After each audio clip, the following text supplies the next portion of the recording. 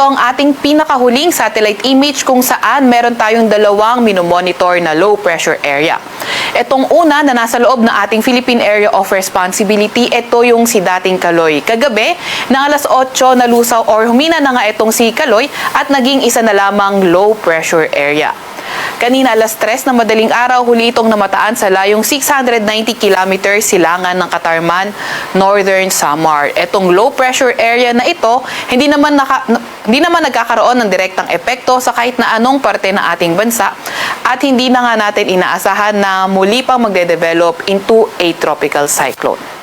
Samantalang itong isang low pressure area sa labas ng ating Philippine Area of Responsibility, kanina alas 3 na madaling araw, huling namataan sa layong 1,680 kilometers east ng northeastern Mindanao. Itong isang low pressure area na ito, hindi rin natin inaasahan or napakababa ng tsansa na maging isang ganap na bagyo at hindi rin natin inaasahang papasok ng ating Area of Responsibility.